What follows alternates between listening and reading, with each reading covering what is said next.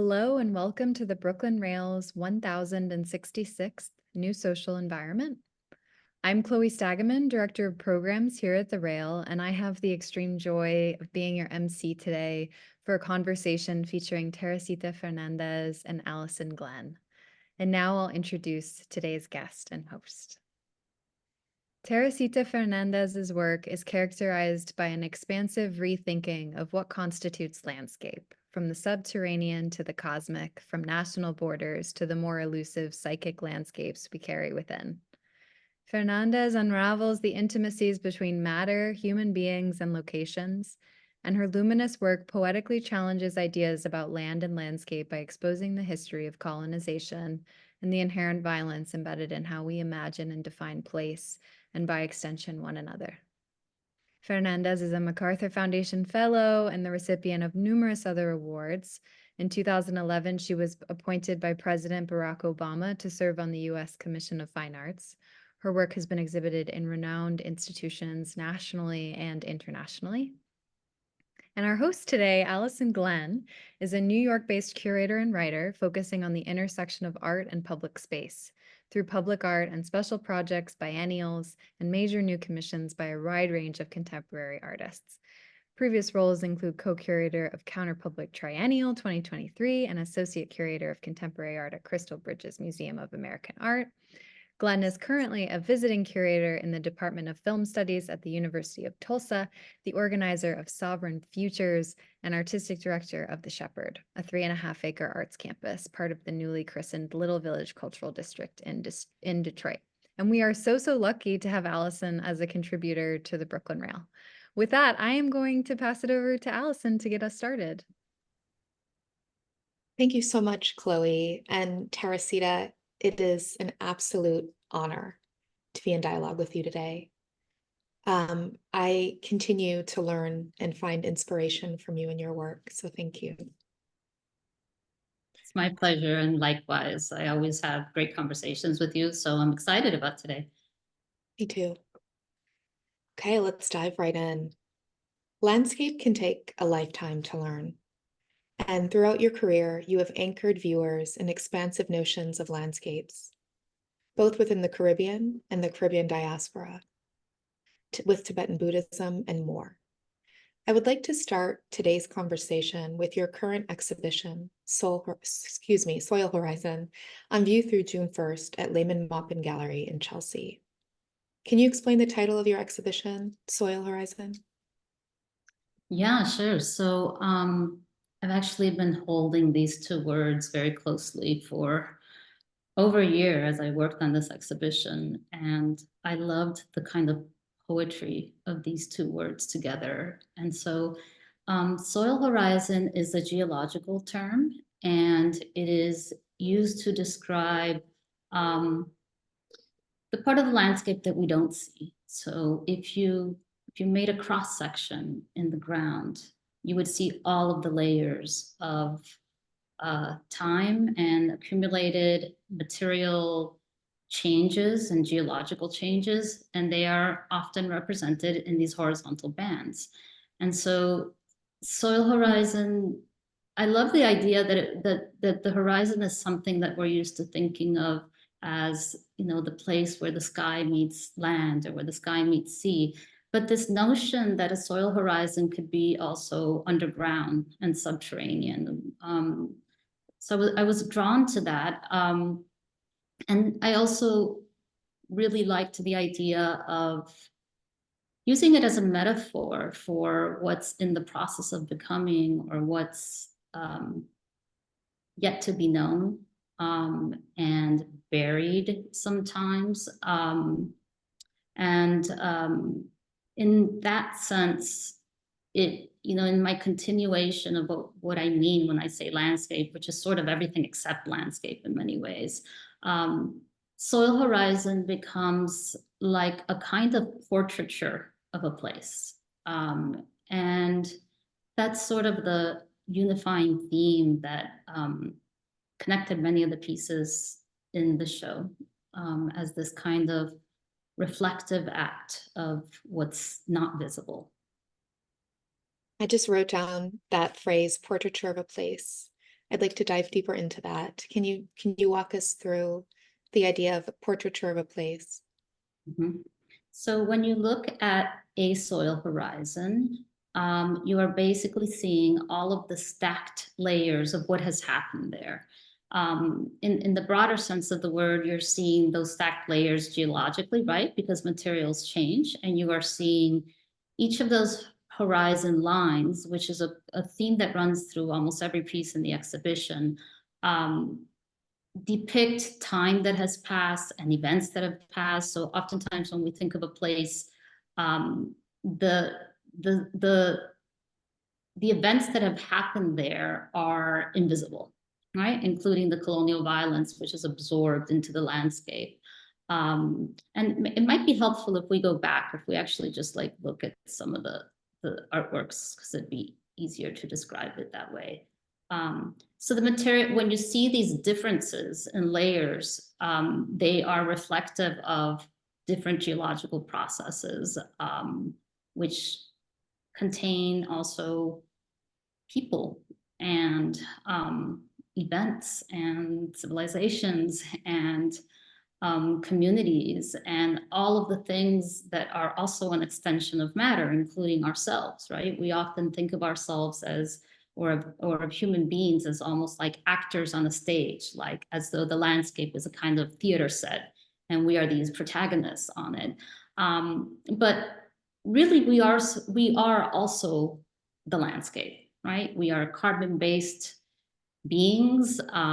We are made of metal. We are made of all of the same exact components that are materially represented in this show, and in the thing that we call the landscape, right? And in this way, we have to understand the landscape not as a static thing, but as a living thing that's constantly changing. And that's where those soil horizons become important. Each of those lines also becomes a kind of demarcation of change.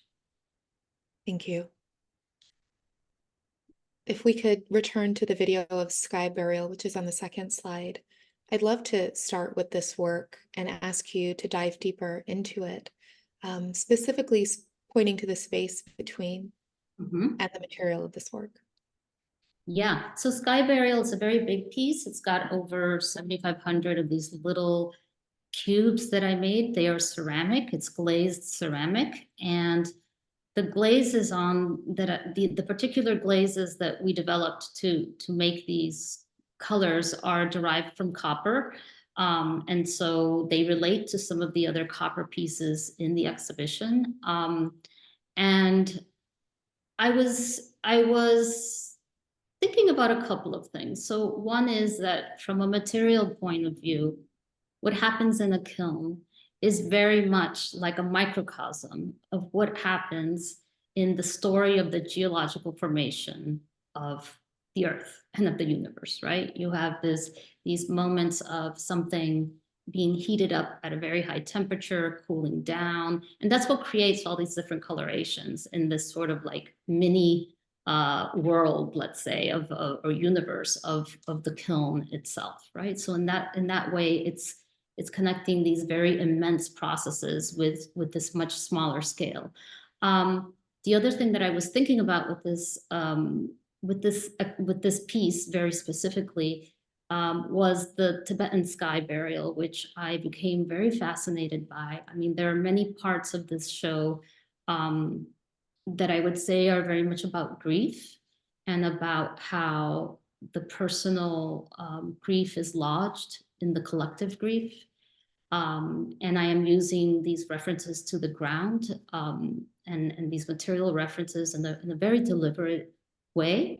So in Tibet, in the Himalayas, it is very difficult to bury the dead because there is no soil.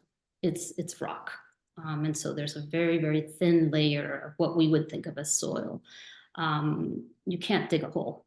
There's also no tree line at that altitude, which means that there are no trees, there's no wood to burn to cremate your loved ones.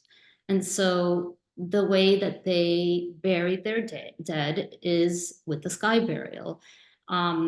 And if you go on Wikipedia and look up sky burial, you will see there are very graphic images. The way that the sky burial works is the deceased body is fragmented into smaller pieces and put on the mountaintop to be consumed by birds.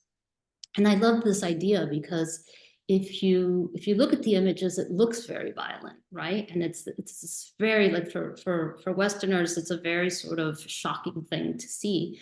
And I became really interested in, like, how it is that something that looks so violent to us is actually the most compassionate way of burying one's loved one.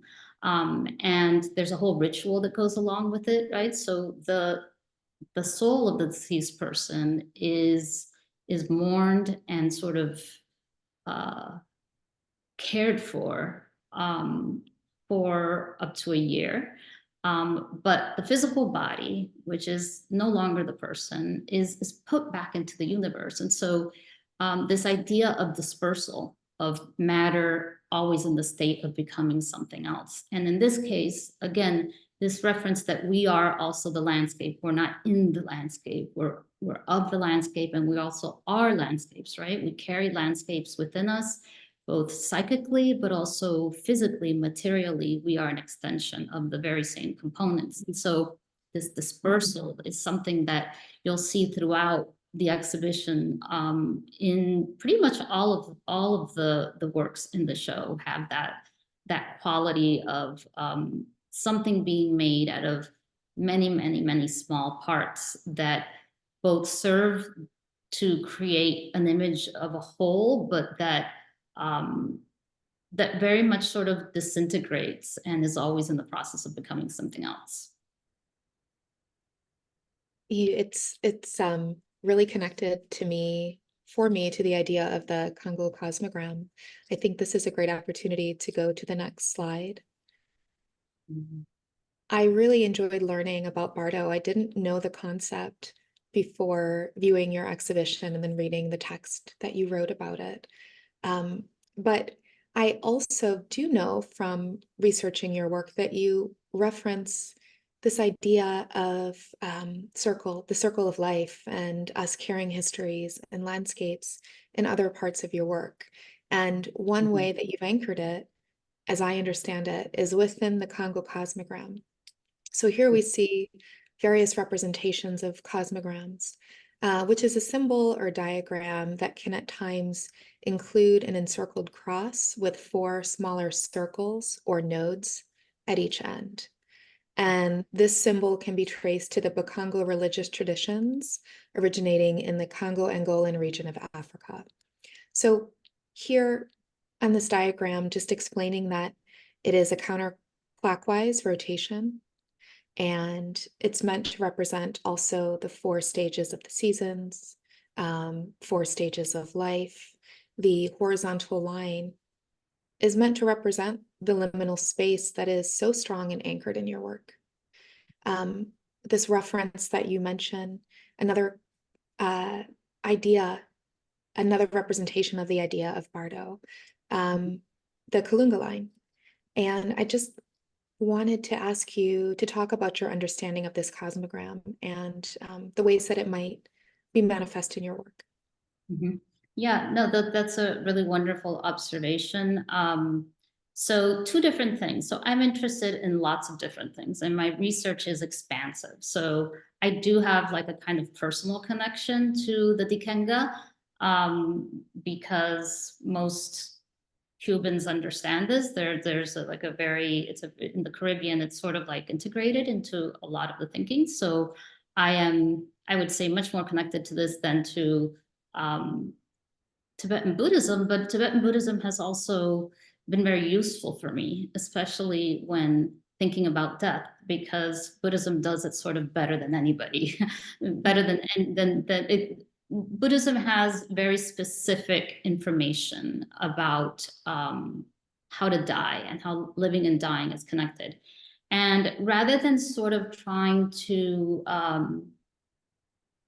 exoticize or sort of give little lessons on each of these different traditions, I think that it's probably most useful to see where their similarities are, because in most ancient traditions, there's a version of this. And if we go back one more, I'll give a very quick reference to the Bardo, which I should have mentioned earlier and I kind of didn't. But this gap, this line that goes across, which is this empty space in the piece, that for me is the Bardo. And the word Bardo just means gap, okay? It's a liminal space. It's the space between one thing and another. In many ways, each of those soil horizons are also a gap, right? They're the place where there's a before and an after. And so it is a Tibetan Buddhist concept that actually originates in Vedic traditions, right? So it's much older than that. And you can see versions of it in a lot of native indigenous traditions in what we now call the United States, and in South America, you can see it in the Dikenga. And so if we go forward back to the Dikenga, that empty space demarcates what's above and what's below. The way that manifests in the Dikenga is, and this is an illustration of the Dikenga. All of these things that you're seeing here are kinds of Dikengas, but there are lots of invisible Dikengas, right? Like Dikenga is just, it's an idea, and it's a very subjective idea, as is Bardo. So for example, in Bardo, the dream state and the waking state would be a Bardo. There's a space between those. The space between your in-breath and your out-breath is a Bardo. If we look at this Dikenga, we can very quickly, I'll give you like a quick sort of further explanation to what you said, Allison. So Musoni is depicted in yellow, and it is the first quadrant. So it is the place of conception, right? It is the place, and you can apply this to anything, right? So there are always lots of Dikengas happening all the time, right? So if it's morning time and I'm having my tea, I may be in the, kala of my day, but I might be in the tukula of my life as a middle-aged person, right? So kala is birth. Kala is when something emerges. You can think of it as seasonally, right? You can think of like, there's some seasons where things are dying. There's some things, so there's lots and lots of Dikengas. There are Dikengas within Dikengas within Dikengas. And there are lots of Dikengas that are very subjective, not just in the rhythms of our lives, but in our own kinds of narrative structures. So Musoni concept, Kala is emergence. Tukula depicted in red is maturity, right? That would be associated with being an adult. And then November, that last quadrant, which is represented in white, is connected to death, right? Or the afterlife. And there's a cross. And so the horizontal line of that cross is the Kalunga line, which you mentioned before. And so that line to me is very much like the Bardo, and is very much like the soil horizon. It is the place that's changed, and it is the place that separates the upper physical realm with the lower spiritual world. And it is these things as a concept, and like we can keep going, right? Because we're just giving very quick illustrations, but it's also connected to how a story is told, for example, where you have an idea, and then you have to elaborate that idea, and then you have the climax, and then you have a point of reflection. And so I don't want to also simplify it too much, because it is a very complex and expansive idea that permeates lots of indigenous thinking in different parts of the world, and a lot of just ancient traditions. So there are lots of references to that gap, to that liminal space, or to that very fine line with what's above and what's below. In the Congo traditions, and in Balamayombe and a lot of the Afro-Cuban traditions from central Congo, part of what's really important, and in the Bardo too, part of what's really important about the thinness of that line is that we are rubbing against very closely these veiled worlds, right? Of our ancestors, our loved ones who are deceased, and then the physical world. And the idea is that those things are not far away from one another. They live very, very closely together. Although in sort of Western thinking, we think of those things as being very separate from one another, like living, dying, or being, being alive, being dead, above, below. Yeah, I think that answers them. Thank you. You could have kept going. There's so much. There's a lot to go into. There's a lot to go into, but this is sort of, I hope it inspires people to do research and read more on all these traditions, but it is very hard sometimes to look at some of the illustrations that they make it seem like it's a formula, and it's not a formula. These are ideas that they're not even religions, right? They're just ways of being in the world. So even if I didn't explain the Dikenga at all, we are all very, very familiar with Dikenga in our lived experiences, because anything that's alive is also always dying and is also in the process of dying and becoming something else. And so it's really ingrained into just being a living thing. So we are already very, very, very intimately familiar with it, even if we didn't know that other people called it that. Yeah. Thank you. Thinking about scale here and the way that you described the symbol and the idea is rooted and anchored in your practice. And sunrise, sunset, which is the slide before this one, if we could look at this sculpture. It's a 24-foot long monumental sculpture that emerges from the center of the gallery. So in some ways, really anchoring those key ideas compared to Bardo, which is quite intimately scaled work that we'll see in the next slide. So Teresita, scale plays such an important role. Can you walk us through how you conceive of scale and the simultaneously expansive and intimate portrayal of the concept of Bardo? Yes, absolutely. So, I've been saying this for about 30 years, but to me, scale is about intimacy.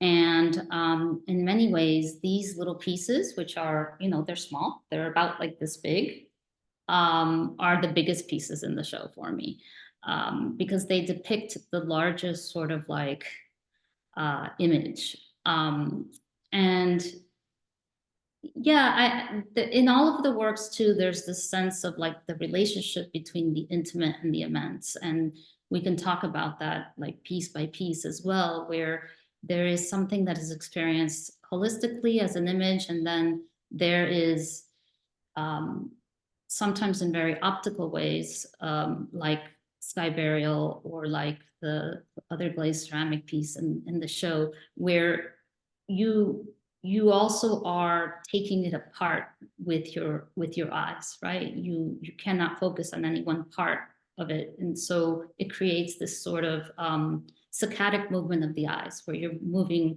between it, and so in that way it behaves a certain way. It isn't a static image, because the way that we see many small things creates a kind of vibration, and so these little pieces, which are also called Bardo, are made with a found piece of stone that I worked very hard to find. It wasn't like a casual finding, but I found and searched for particular pieces of stone. In this case, they're mostly jasper. There's some tiger eye in there. And then what I've done is I've made up the part above it and below it, and I've cast plaster. And so I'm kind of taking these spaces in between the bardos and this striation, these strata, and I'm adding what's missing, right? So in this sense, I'm kind of constructing a new landscape.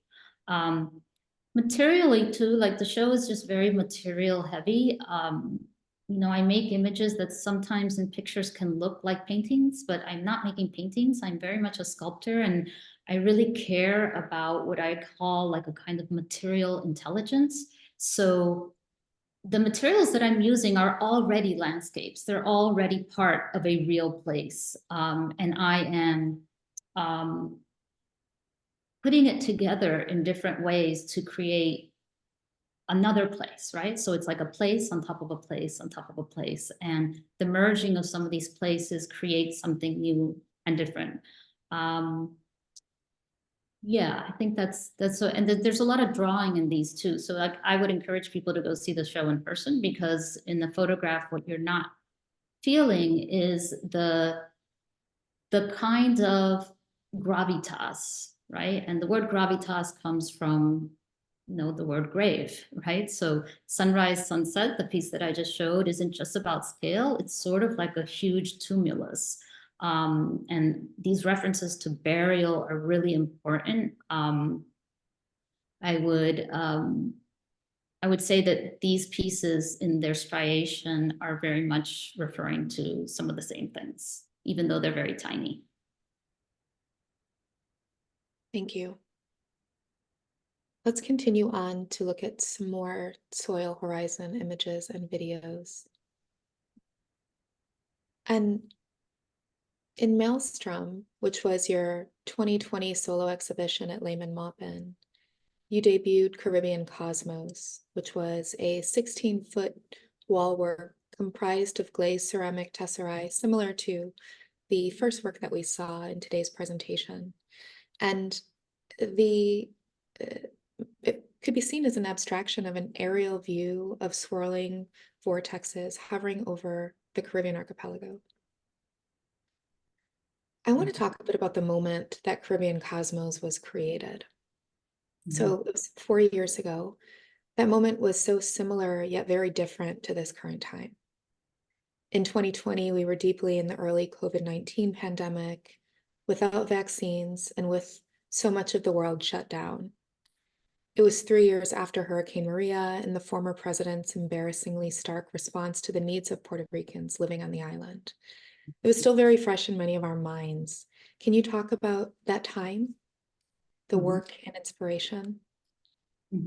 Yes, the piece you're referring to, Caribbean Cosmos, is from that exhibition, is sort of an ongoing series. And so there is a new version, which is called Caribbean Cosmos Earth, which is in the Lehman Maupin current exhibition. And these two works are very related. They're exploring some of the same concepts. They are suggestive of these sort of atmospheric weather patterns. The one you're referring to from 2020 has a more sort of like aerial quality to it. And they're all made out of these, it's the same glazed ceramic process materially as sky burial. And I think the thing that's important to point out about these is that they are very abstract. If you look at some of these close details, again, we see this suggestion of the intimate and the immensity, the intimate and the immense sort of being these fractal versions of one another. I continue to be very engaged with the history of the Caribbean, in particular Puerto Rico, because Puerto Rico is the oldest colony in the world. And so as we in the art world love to make colonial references historically and theoretically, we also need to remind ourselves that people living in Puerto Rico are colonial subjects, just as people living in Palace and Gaza are. And I like to bring it home because it's also very close, right? Like people feel comfortable vacationing there. People are often not very aware of the history, American history, like US history, and how it is implicated in some of the atrocities that have been performed in Puerto Rico.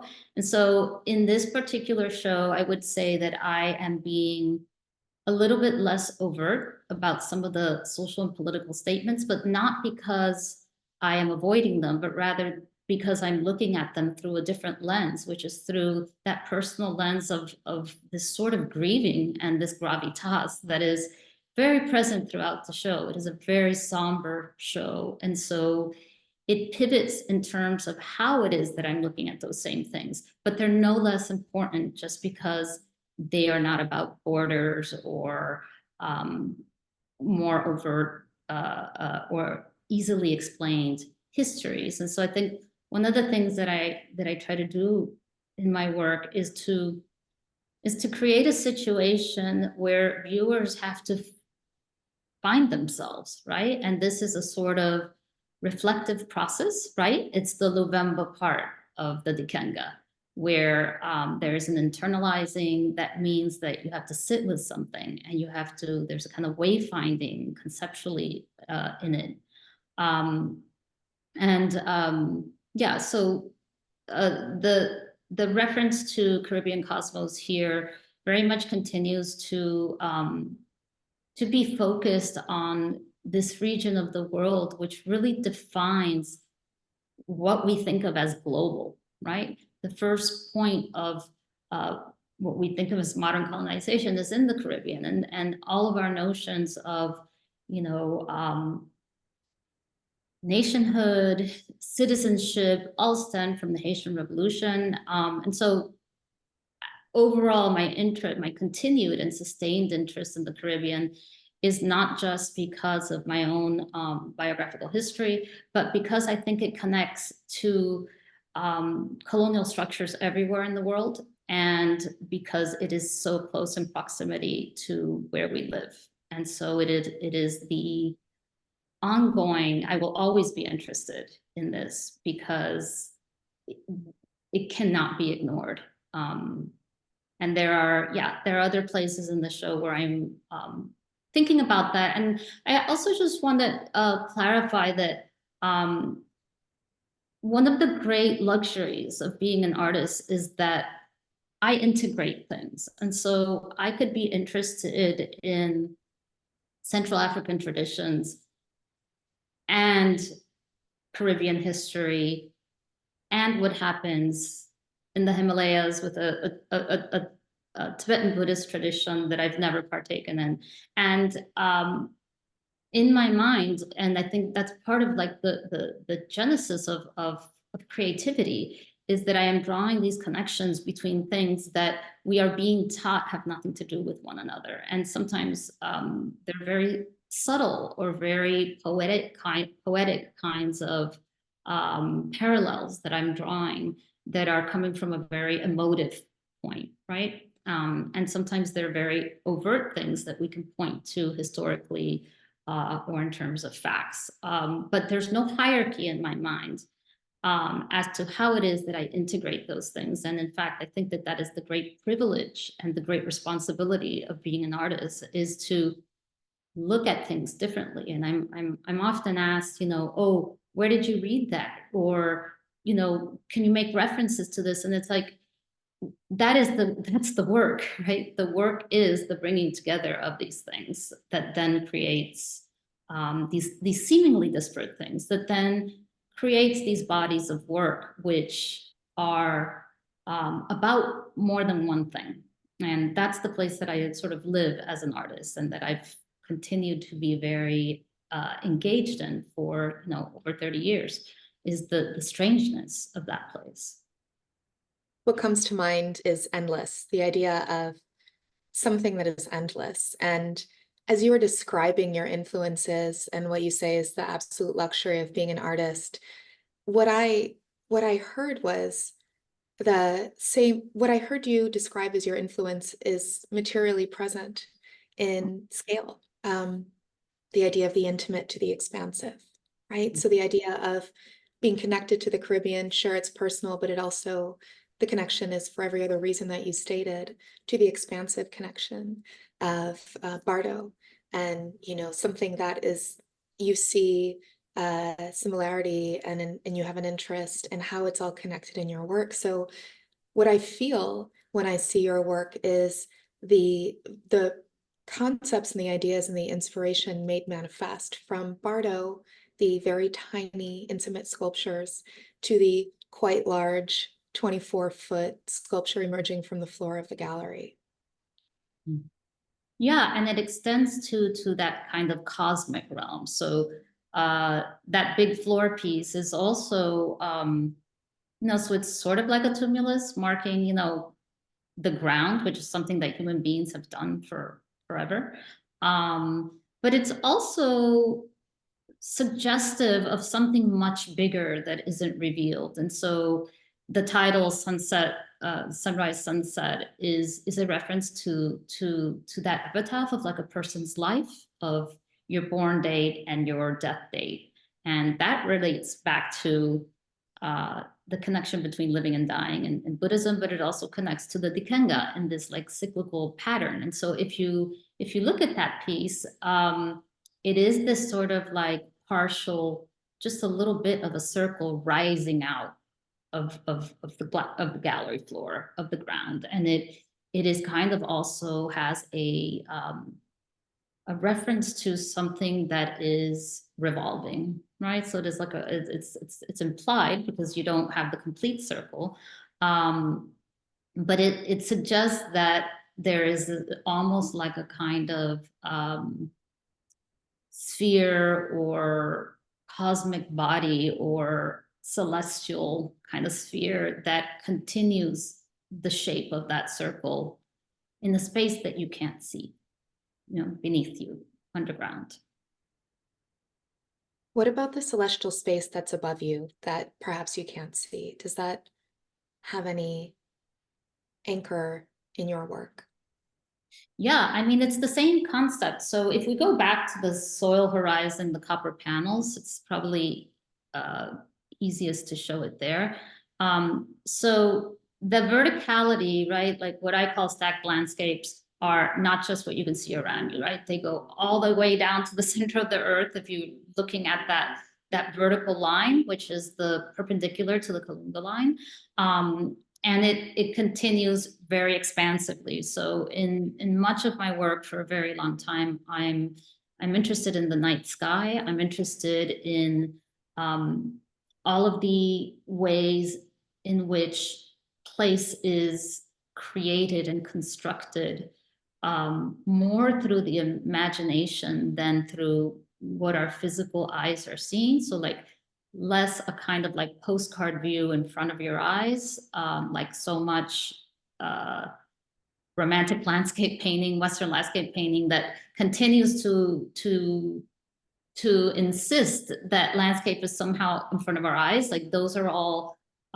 tropes of colonialism as well, right? Just as maps are, just as geography is. Like geography is a colonial practice, right? The only reason why you need to create a map and put everything in its place is so that you can own it, so that you can overpower it, so you can control it, so that you can conquer it. And so I think that ingrained in our ways of thinking about place are these conventions that are so deeply ingrained for all of us, right? That we have to work a little harder at undoing them. And so for me, the landscape, and I use the word landscape sometimes, facetiously, right? Like it's a little bit like a foil, right? Because nobody is threatened by the word landscape. And so it implies that it's this sort of passive thing, but of course it's not, right? And if we take the scape part away and we just end with land, we see it a little different, right? But in general, how we think of places, if we replace land and landscape with just place, the way we think of places has much more to do with the stories that we tell ourselves about what a place is, right? It has to do with what something is named, how something exists in relation to something else. And so, the very expansive cosmic realm is it's not different, right? We operate on the same kind of universal patterns as,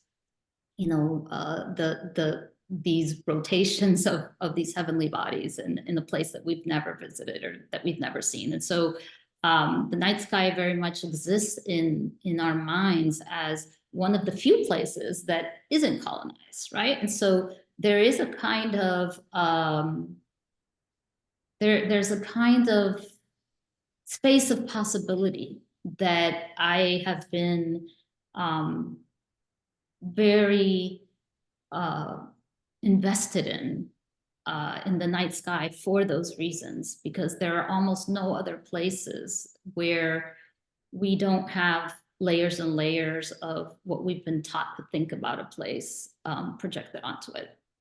And these pieces, the soil horizon pieces, which are on copper, are very much exploring these ideas of like what's completely, you know, like, so the bottom of these panels is charcoal. It's burned wood. It is already a landscape, right? Charcoal's made out of burned trees. Above it, as you move up, you have these bands of color that move through red and black. And there are two different kinds of sand that I'm applying in a particular way to create these dissolves. And then the top, you can see the copper coming through.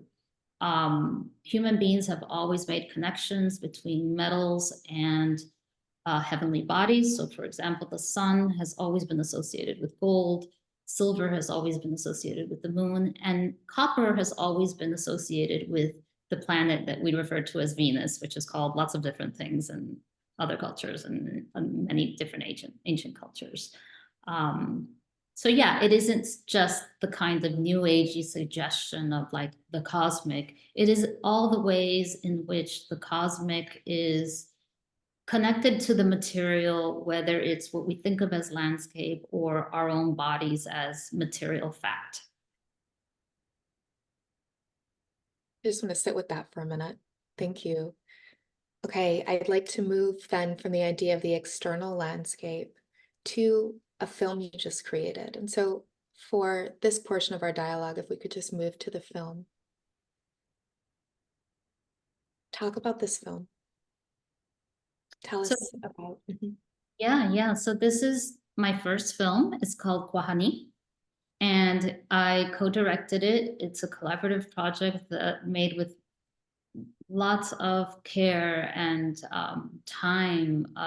And I created it with my colleague Juan Carlos Salom, who's also an artist. And we worked on this for 6 years with the pandemic in between, which, you know, I always think of as like dog years. Like pandemic years in between just mean that it would probably have taken 4 years instead of 6, but it's that warped time that we all went through. So it took extra long.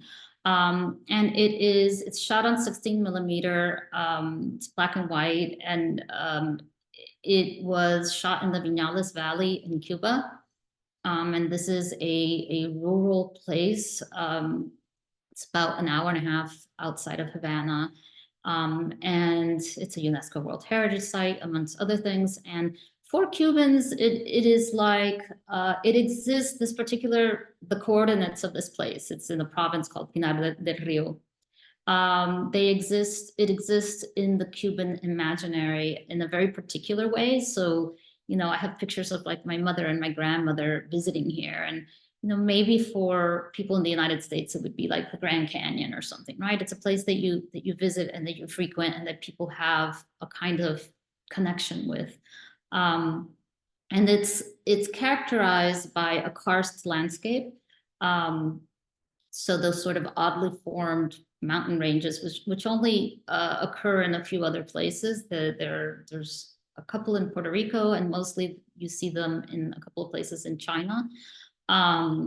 It's a very ancient part of the island geologically, right? It's the first part of the island to sort of like emerge out of the sea. And, you know, islands are made in very different ways, right? Sometimes they're a chunk of something, sometimes of the mainland, what we think of as the mainland. Sometimes they are volcanoes, they are created from underground. The island of Cuba, where my family is from, broke off from a bigger piece of land, right? In the way that all the parts of the world were originally connected. And so Kwahani is really, and this is a very special place. It's a very special place. It's a very energetically, very loaded and just special place. Like you can't ignore what your body feels here. There's also an extensive cave system here. full of petroglyphs. So Guahani is a Taino word. Nobody knows exactly what it means, but local people who live here locally, like the family that is depicted in the film, often refer to it as Guahani locally. It's not a word that's used very much outside of this area. Like you would know about it if you lived here. And so in this extensive cave system, which is where we partially filmed this, you see petroglyphs from indigenous peoples before colonization, and these same cave systems relate to the body of work that I made in 2016, which is when I started making this film. And in that body of work that I made called Viñales, the caves are also important because they are the places where enslaved people from surrounding plantations would escape and hide in these caves. And so they have all of these different references depending on what moment in time you're looking at, right? And so when we look at a landscape, I also consider that a big part of the landscape is what has happened there and all of the layers of contradictory, but also stacked and meshed events and stories and feelings and human beings and communities that are part of the matter that we see when we feel something in a place. Can't hear. When I watched this film in the galleries, I was so struck by this young woman and the way the camera follows her. Can you tell us a bit about her? Yes, I can. I'll start though by saying that the film seeks to invert, like what we were really trying to do is to invert the convention of the figure in the landscape, right? And so we, again, like I mentioned before, we think of ourselves as on this sort of set of the landscape, as though we're these sort of objective, visitors to a locale.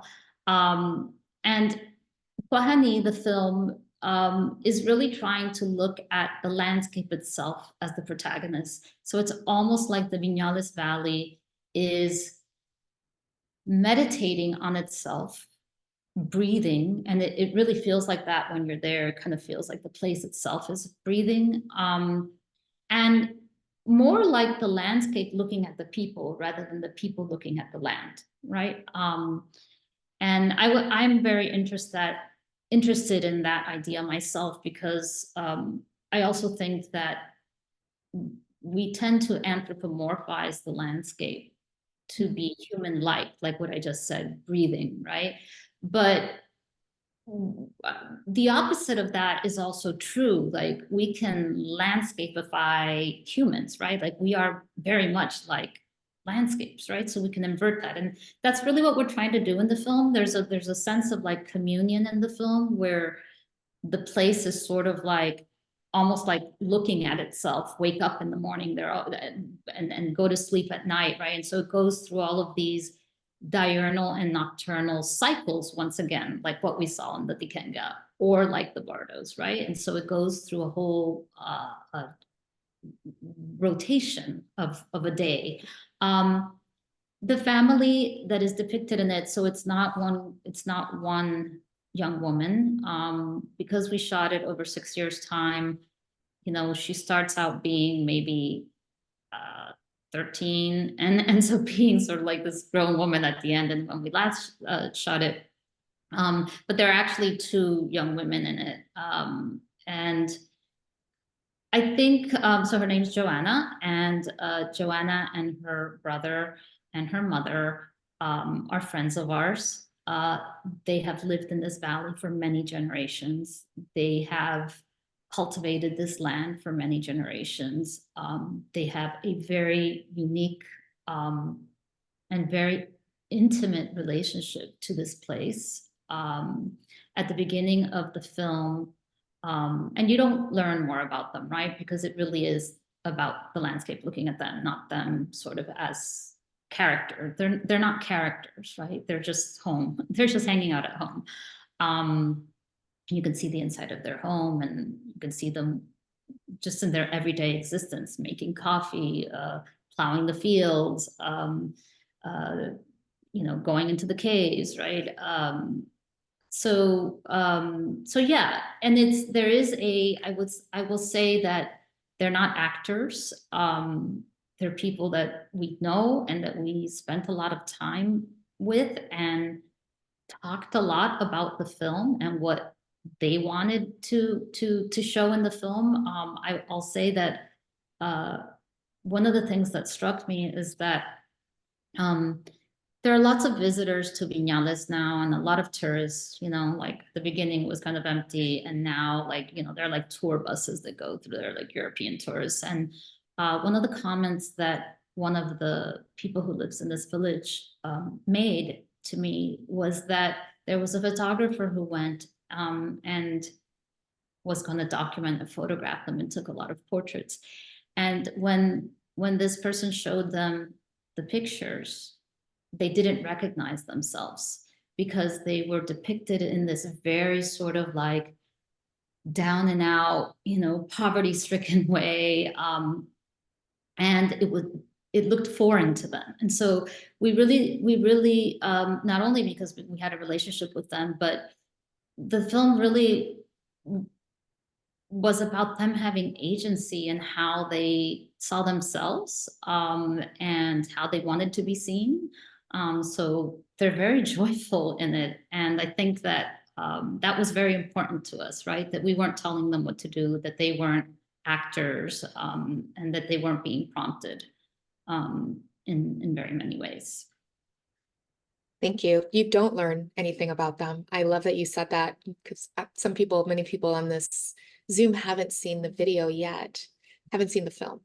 Mm-hmm. And it's not narrative in that way. Mm-hmm. I loved your idea of landscapifying humans. And I think that's a great segue to a commission that you were invited to create for Madison Square Park in 2015. Brooke Kamen-Rappaport and Madison Square Park Conservancy commissioned you to create a work. Can you describe this commission for us? Yes. So Fata Morgana is a very big piece. It covered all the walkways of Madison Square Park. So you had to walk underneath it, as opposed to being put in the center of that lawn, which is how most of the projects that have happened there get positioned. And it's made of this reflective metal. And so when you walk underneath it, I think there's a time lapse that shows the sort of more dynamic elements here. Yeah, and so this is a time lapse that takes you from, again, that diurnal to nocturnal cycle.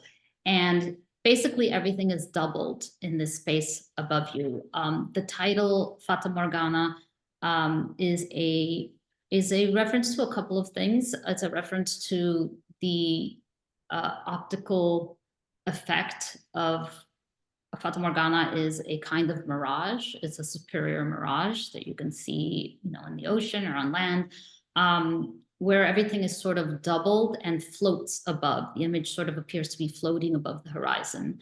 And I was kind of fascinated with the idea of making an optical sort of distortion on the scale of the landscape, which of course is never quite that big, but this was a very big piece. And there was a kind of, I don't know, I kind of like the grandeur of that, of like trying to create this mirage. And the title Fata Morgana is also a reference specifically to a book by André Breton that was illustrated by Wilfredo Lam. And I very much thought of this reference of Lam as an important part of this piece, especially in the reflections. If you look at his painting, The Jungle, which is at MoMA, it is basically this kind of merging of these human-like figures and the arboreal environment that they're in. And he fuses them, right? Now, there are no jungles in Cuba. You know, in Lam's painting, it is a reference to a plantation. And that sort of cue was really important to me. And so when I make a public artwork, I am always doing two things at once. I am creating two structures. One is a physical structure, which is the artwork that you see, and the other is a social structure, which is invisible but happening side by side. And I usually am creating programming and contextualizing the artwork, right? So that it's not just this neutral object in the space being activated by somebody else's ideas for programming, but rather the programming is part of the artwork. And so I did a few things there, lots of different interventions. What you're seeing in that image that you just clicked off of is Dia de Reyes. So Dia de Reyes, what we did is we recreated Dia de Reyes, and I worked with Yesenia Fernandez Celier, who has since passed away, I'm sad to say. But what we did is we recreated Dia de Reyes. So Dia de Reyes in colonial times in Cuba was the only day of the year that enslaved Africans could sing and dance in public spaces. And so it was really about asking who has agency in public space. And, you know, what public are we talking about when we put this piece in Madison Square Park? You know, who is the public? And there are as many answers to who the public is as who's looking, right? And this was important for me because you would assume that the public in Madison Square Park are the people who live in surrounding condos or tourists. And, you know, about 60,000 people a day walk through this park, right? So everything, the idea was that everything was doubled above it, right? And the other day is, so this was right after Obama had opened up relations with Cuba too. So there was a lot of very specific lyrics to the music and the dance that was created for this. And, you know, I mean, we had like Cubans from the whole tri-state area like come out for this and perform underneath Fata Morgana, which means everything was doubled. And what to the public may have looked like a festival or like a kind of song and dance was actually a religious ceremony, right? And so this idea that this was kind of this very private thing was kind of tucked into this very public looking thing.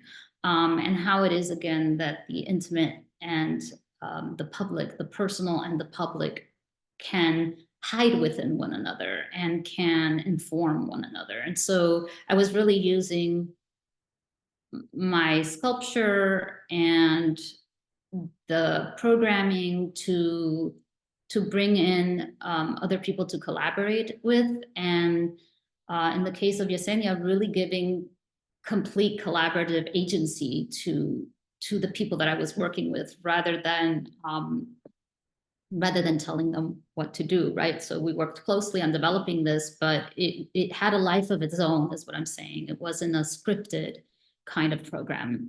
And there were other programs like this too, including another one that we'll see later today. This idea of the personal and the public, it shows up in your work often, and I appreciate you mentioning it because it anchors us to the Colunga Copper Planet work. And Puerto Rico becomes a rich site for this dialogue. So the grand scale of the Fata Morgana to Colunga Copper Planet. Let's talk about the personal and the public and the role of the material of copper in this work. Mm-hmm. So I've mentioned a little bit what some of the material properties of copper are and why I choose them, right? I'm very deliberate in my choice of material. It's usually because it's making a conceptual reference. This was a larger series, so there were more of these that are right across from this piece that you're looking at. And the way that I'm making these pieces is by oxidizing the copper or polishing it. And there's a kind of unpredictability that happens there. So the coloration is created by the material sort of like being itself. And the Kalunga line, which we can always very clearly see as that horizon line in all of my work. In this particular image that we're looking at right now, what would be below that horizon would be that spiritual world. What would be above would be the physical world. And specifically, I've done a lot of work around drawing parallels between the land and specifically women's bodies.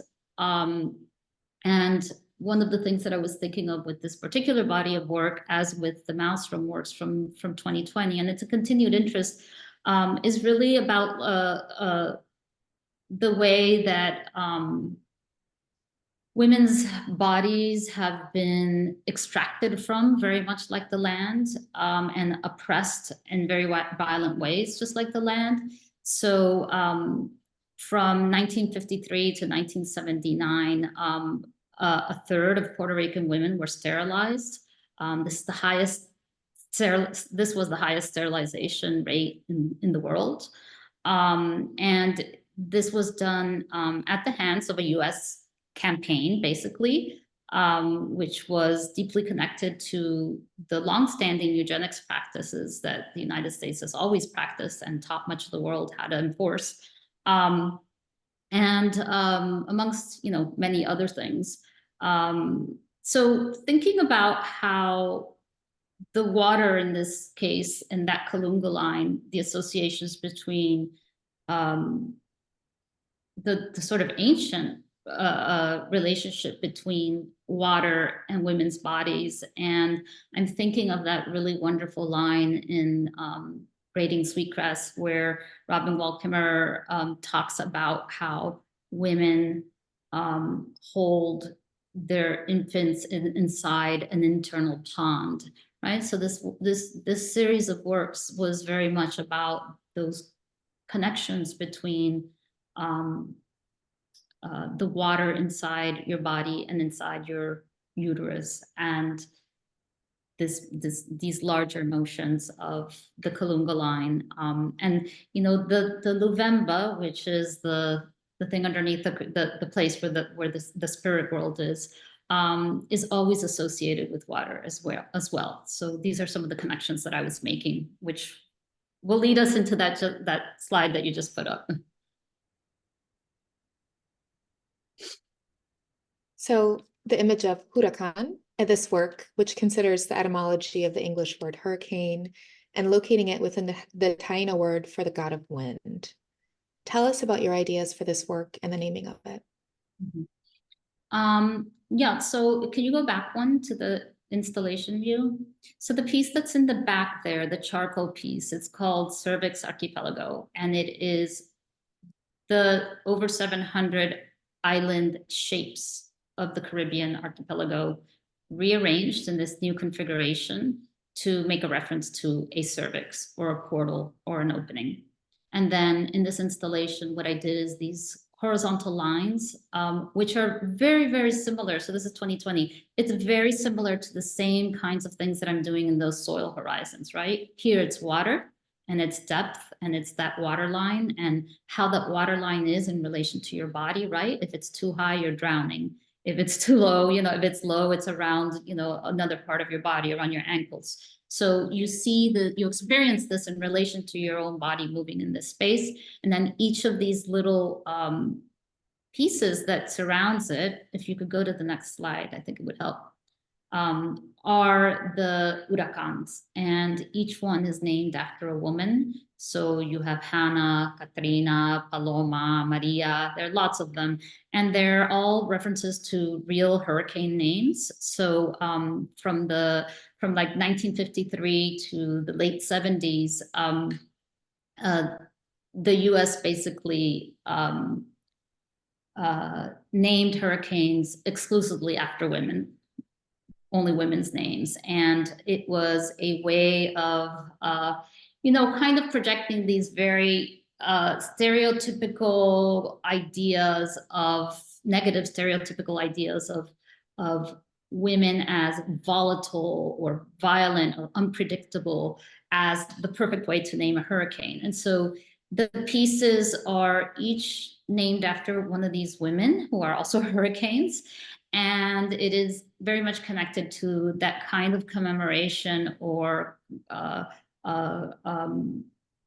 remembrance of the sterilizing of Puerto Rican women who, in this case, are named with the hurricane names.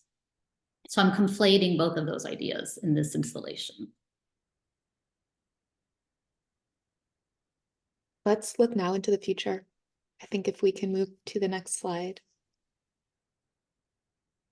Oh, we'll wait here actually and take a look at this installation. Yeah, and so these are all collages. They're small, they're very detailed, and they kind of look like maps, but they're not. They almost are more like little embryos. They're like these very abstract little amoeba-like shapes, which are like fake maps. They're not real maps. You have a forthcoming exhibition at Site Santa Fe, and it's a two-person exhibition that includes over 30 of your works, placing Robert Smithson in dialogue with the contemporary moment. Can you walk us through this exhibition? Yes. So I've always been really interested in Smithson's work. I think any artist of my generation, especially, like, you had no choice, right? You learned Smithson, and you learned about spiral jetty, and you learned about, you know, what people seem to always refer to as land art, which is kind of a ridiculous notion. But all of those ways that we have ideas of art history imposed on us, sort of like geography. And I've admired some of Smithson's practice while also being deeply critical of it. And so the exhibition is a conversation.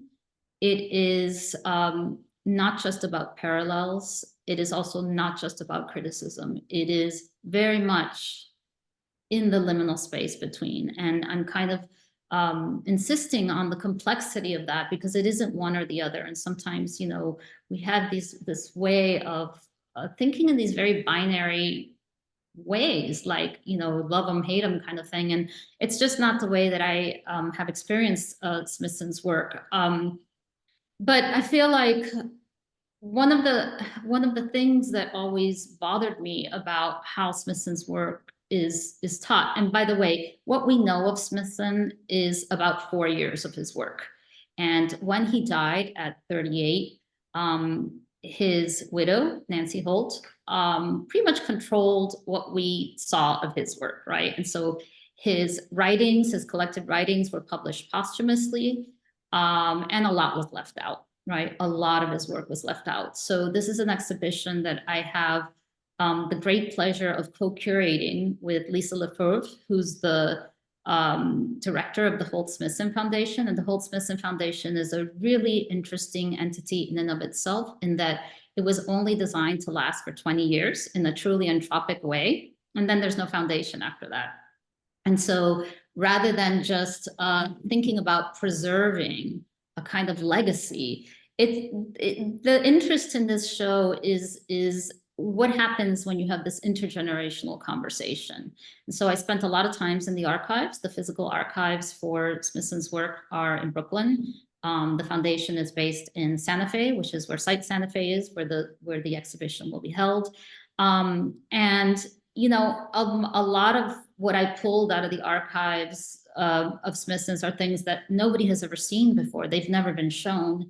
And it was very revealing to see all the different parts of his practice. And so I'm doing a couple of things.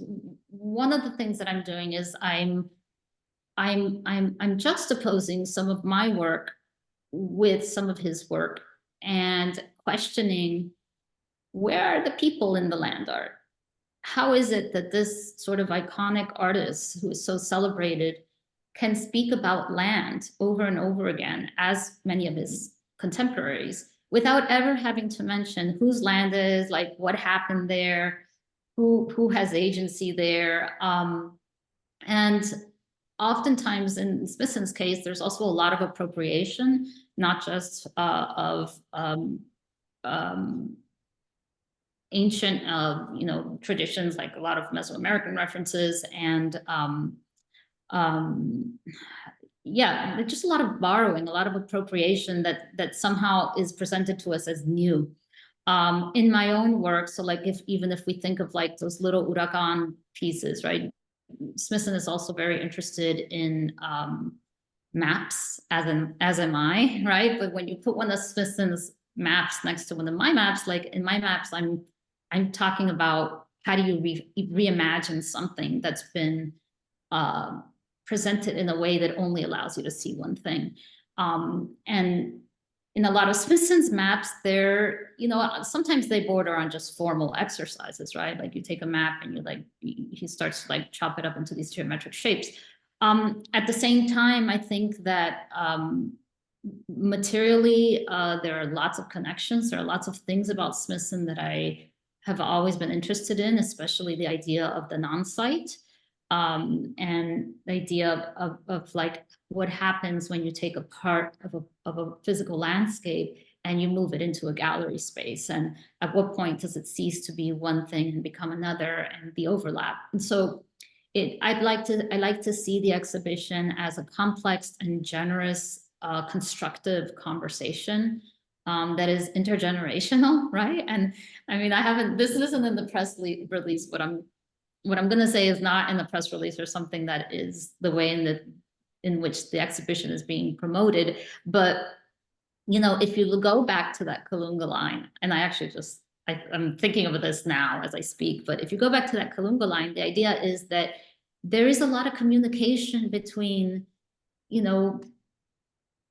people who we don't think of as living, and, like living and dying, and like the ways in which we remember things, and we remember people, in this case artists, and in the way in which what we think about them is malleable and can open itself up to different readings, which in my opinion is maybe the only thing that would keep an artist like Robert Smithson alive, right? What makes artists historically relevant is that younger artists are thinking of them differently in a world that didn't exist when they were there, right? And so from my point of view, it is also a generous conversation that I'm also learning from.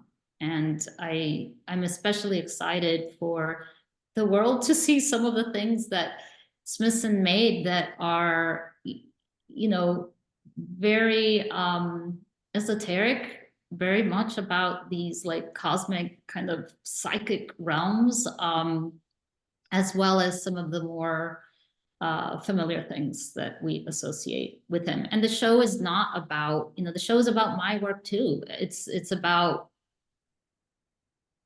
looking at how it is that I learned certain things and how it is that I had to unlearn certain things in order to be the artist that I am today, making work about land and place. This is a great opportunity to move to questions, but before we do, I would love to just talk about unlearning as a methodology, and maybe you can touch on that, and then we can invite questions. Yeah, I think in so many of the points that I made today, and in that strategy of making work that is about wayfinding, that invites viewers to also find their coordinates, right? And I say this physically, I say this racially, I say this economically, I say this socially, I say this historically, right? How is it that we all, as people who are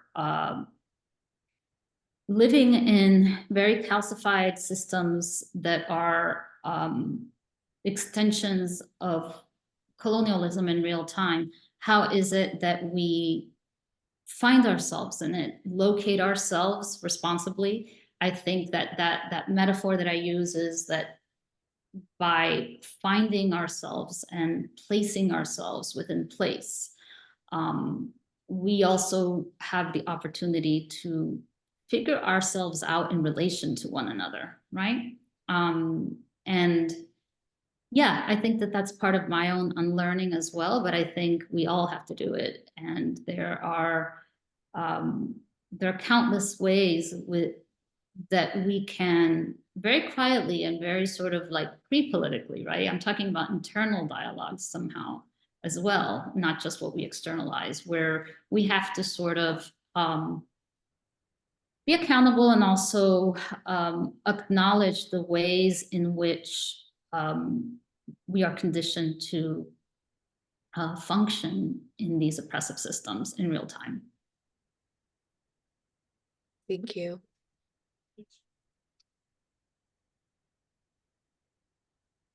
Thank you so much, Allison and Teresita, for your dialogue today, which has been incredibly generous and luminous. We welcome audience questions. If you have a question for Teresita, please post it in the chat. But in the meantime, Eleanor and I have questions, so I'm going to pass it over to Eleanor first. Thanks, Chloe. Thank you so much for this amazing conversation. It's been so fascinating and inspiring. Teresita, I'm wondering if you can talk a bit more about how you think of audience, and you work through so many different mediums and contexts in your practice. When I'm wondering how you think about, how your work is received in the context of either when it's a public installation versus a film versus a exhibition that's in a gallery or a museum or institutional, and how that influences the work that you present in different spaces. Well, I think in all of those situations, the thing that I learned a very long time ago, and which is a pretty big part of how I make things and put them into the world, is that I am responsible for my own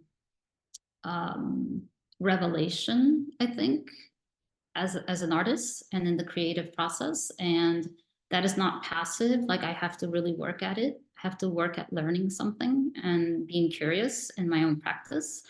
It is what allows me to transfer something into an artwork that then gets put in the public realm, whether it's small or large, right? It doesn't matter, inside a museum, outside a museum.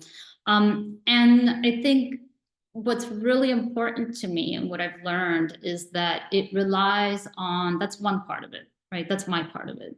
But it relies 100% on someone able to receive something and someone able to, external from anything that I do, being sensitive and receptive enough to complete the circle of meaning.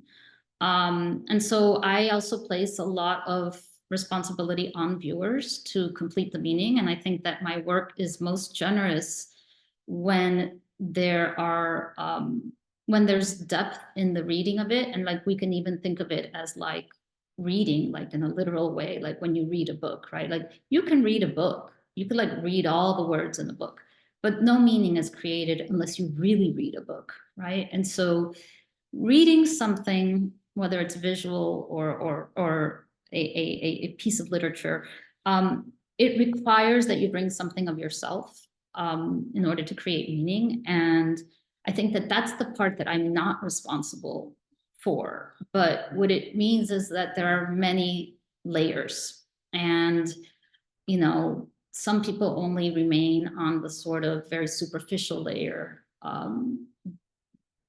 There may be a comment like, oh, that's beautiful. And sometimes it is, right? Like, beauty is a strategy as well, right? But there's also like all the sort of information that's buried in the work, right? And this is why materials are so important, because you can feel things, right? If you're receptive to them and if you're kind of questioning. So I don't know if that answers your question, but I think that the making of the artwork is the first part. And we can go back to that sort of like cycle that we keep referring back to, which demands and kind of depends on the completion of something. And I think that in a kind of moment culture where we are so conditioned to have everything given to us very gratuitously, to be stimulated very gratuitously, but not without a lot of depth. It is, I think, an important part of what I'm doing, and the quietness in the work is very, very deliberate. Makes a lot of sense. Thank you so much. Thank you for that question, Eleanor. We've had a question come in from Alejandra. Alejandra, I'll add a little bit to it, is curious to know more about your studio process, Teresita. Do you work with assistants? And can you walk us through the labor that's sort of woven into many of these works? Yeah, so my process is a lot of research, a lot of writing, a lot of thinking, and a lot of reflecting. And then I start making things. And I am very much a sculptor. I learn by engaging in sometimes a very long-term dialogue with the material to figure out what I can do with it. And sometimes I spend a long time figuring out how to do that in a space of privacy. Once I figure out how to do something, I work with assistants in my studio. Sometimes it's a very big team if it's a big project. Sometimes it's not. Right now I have 2 people working in my studio, and I have my studio manager, Chelsea, who's wonderful and put together a lot of the slides for today. And then, if I'm working on a big project over a summer, I might have 9 people working on the project for a month in order to finish it. So I am very grateful to my assistants who are a big part of that labor. And it's there. I'm actually very particular about who I like to work with, and I believe that the energy that people bring into my studio as they are contributing to the making of some of my artwork is really important, just like the material itself. And so I'm careful about how the tone of my studio is, and the kind of, I don't know, I would use the word healthiness, right? The sort of peace and calm that I create in my studio environment. And then when I make very big things, of course, I have a whole team of people, of engineers and architects and fabricators, right? A lot of things don't happen inside my studio, but many of them do. Thank you so much for your answers to that question. I have a question, and then I'm going to pass it to Fong for the last question today. Teresita, my question is about series in your practice and sequences and what that unlocks for you as an artist. And having experience, and that extends to the works that you make in series, but also even your public artworks have this relationship to time and to a constant revisiting. I remember when Fata Morgana was up, and I worked right next to Madison Square Park, and every day it was different. I mean, every day it had a completely different relationship to space, and that feels very integral to your practice and to how you think about your work. And I'm curious if you can speak a little bit about sequence and series and revisiting. Yeah, if you read a lot of the earlier essays on my work and my own writing, I've always been very interested in the kind of cinematic quality that images unfold that have a lot to do with the ambulatory viewer. And so the Lehman Maupin show is a great example. The show that's up now is a great example of that, in that you can't really see, like when you look at a picture, like everything we've projected on the screen today, you can kind of see what it looks like, but if you move around it, the image sort of emerges, and it's dynamic, right? It's not static. So, for example, in Sky Burial, you can see it frontally and see all these little points. But if you walk up to the piece and you look at it from an angle, all of the cubes become very solid and dense, and the colors become much more saturated and dark, right? So the piece is behaving a certain way. It isn't just that it is an image. And that cinematic sequencing is, I think, something that I haven't been using in my work for a really long time. And so it's almost like the viewer is like the camera, right? The viewer unfolds and unravels by moving through the space. Sort of like the way you would look at a Richard Serra piece, for example, or, you know, a site in the real landscape that has nothing to do with art. You experience it by moving through it. Thank you for that answer. Okay, I'm going to pass it over to Fong for our last question today. Thank you so much. Sorry, Teresita, I was in a meeting, so I didn't hear much of it all, but I will later. Thank you, Allison. I I was in Philadelphia not long ago, Teresita, coming down and visit our friend, the new director there, Shasha Shuda, who once wrote for the Rail years ago. And of course, it's not my first time seeing that installation fire, United States of America. And I wanted to ask immediately, I was gonna call you actually right after seeing the piece, because it reminded me so much of our friend Alfredo Jaw.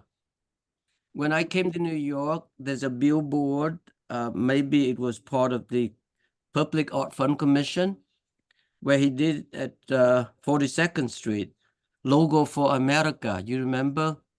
I know the piece, yes. Exactly. So whether there was a dialogue you had or something you have thought of in a similar way that Alfredo thought of America, not being just reduced to the map of United States.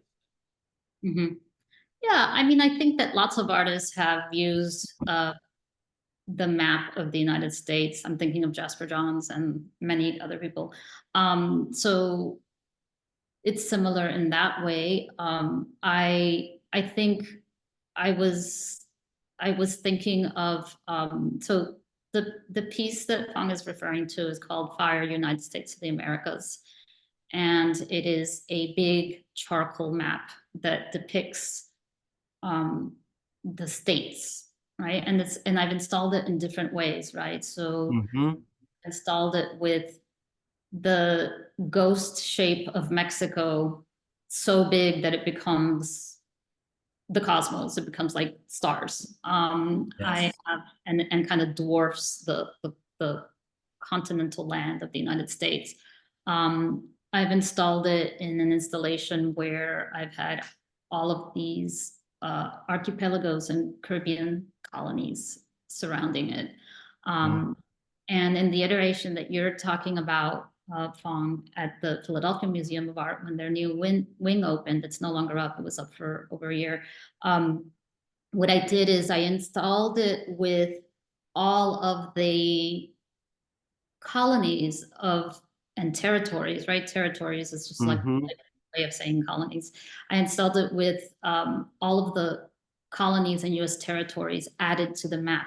And so here's like the sort of shape that we recognize the United States. And then there's these tiny little like spots, you got like Guam and Puerto Rico. Yeah, exactly. All of these like little sort of things floating around. And it's like if you try to find a map that depicts that, you won't find it. You will find an insert.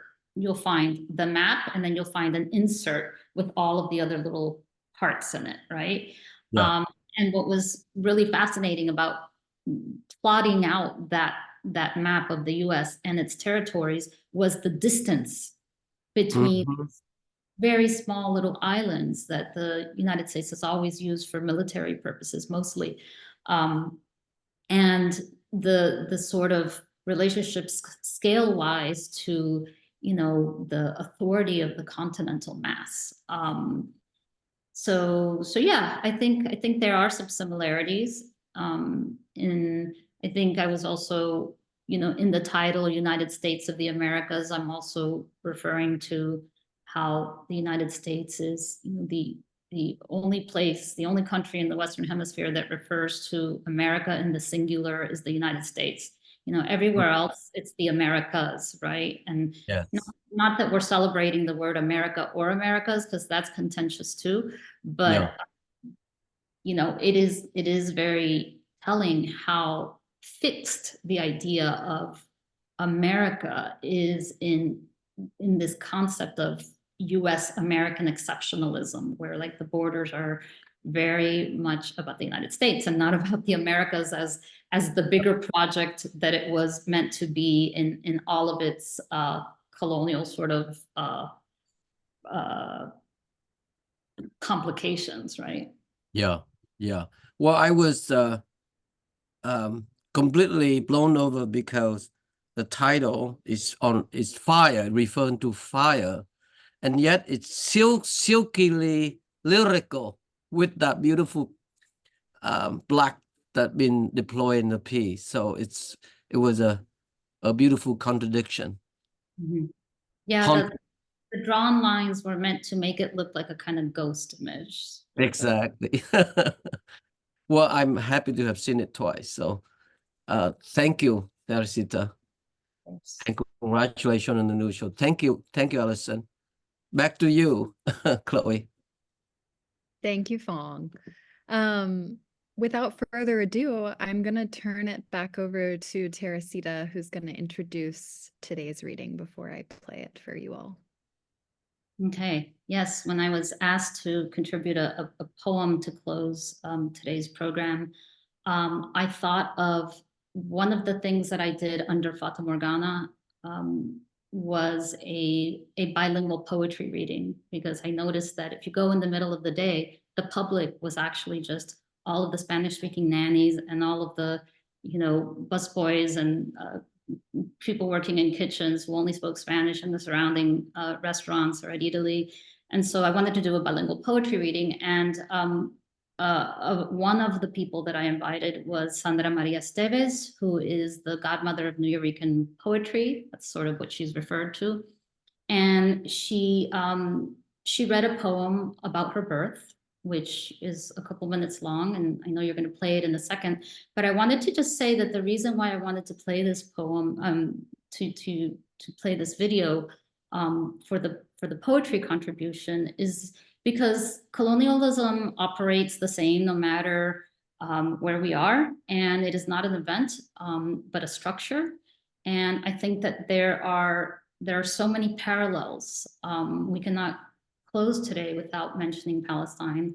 And I think that there's so many parallels between Puerto Rico and Palestine. And to hear Sandra Maria Esteves talk about how she perceived her own birth really kind of rooted it in the kind of just like a very personal and humanized point of view of what it feels like to be oppressed. And I will just add, because I don't want to go off without saying this, that, you know, in 1941, the US forced over 10,000 people at gunpoint out of Vieques in order to use it as a military bombing range. And for about 6 decades, until 2021, I want to say, about 30 million pounds of toxic heavy metals were detonated in Vieques. So I thought that it was very timely to end with her poem.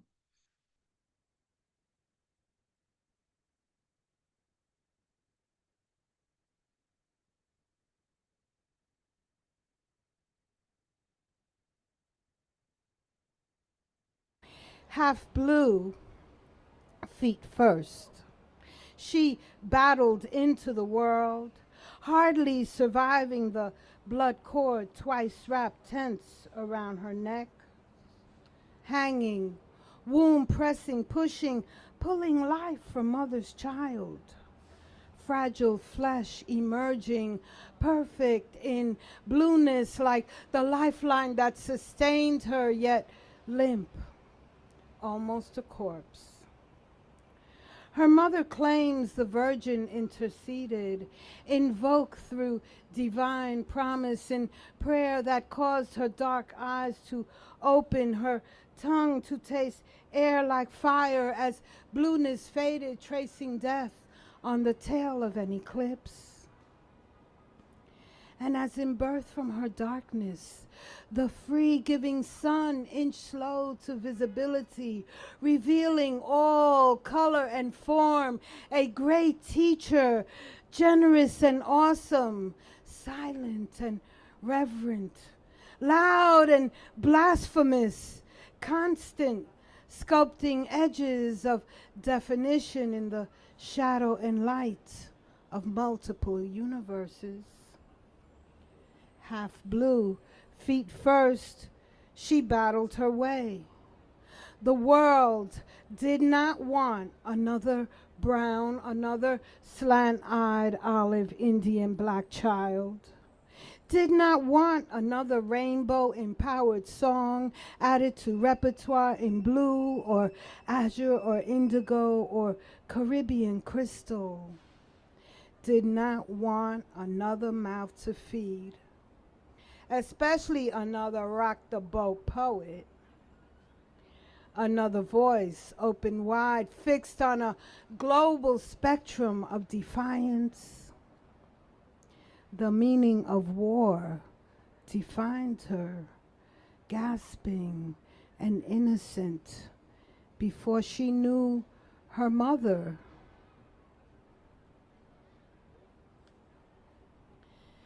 Before she discovered herself, barely alive, gathering weapons into her being with each breath that filled her, growing stronger, determined to beat all the odds.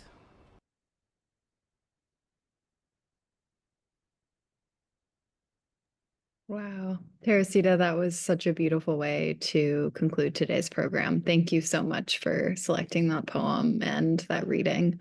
And thank you again for today's conversation on the occasion of Soil Horizon. I encourage those of you who are in New York to rush to Lehman Maupin to see this show and to check out some of the works that were discussed today.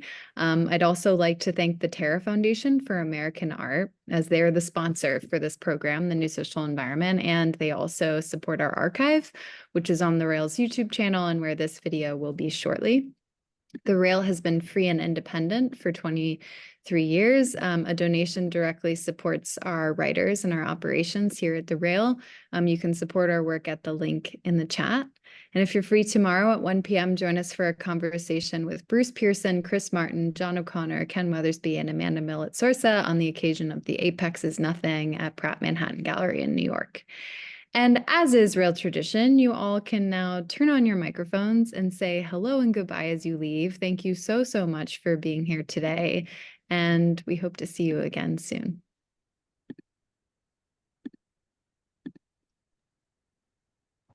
Thank you so much. Thank you, Teresita. Thank you, Teresita. Thank you, Awesome. Alice. Thank you, Allison. Thank you so much. Thank you. Congratulations. Go see the show, everybody. Thank you. Thank you, That was Teresita. great. Thank Thanks, you, Teresita. Allison. Thank you so Thank much. you. Thank Thank you. you to Chelsea at Teresita's studio, who was so helpful in pulling everything together for today, and to the Lehman Maupin team. Thank you so, so much. Take care, everybody. And thank you again for that beautiful reading, Teresita.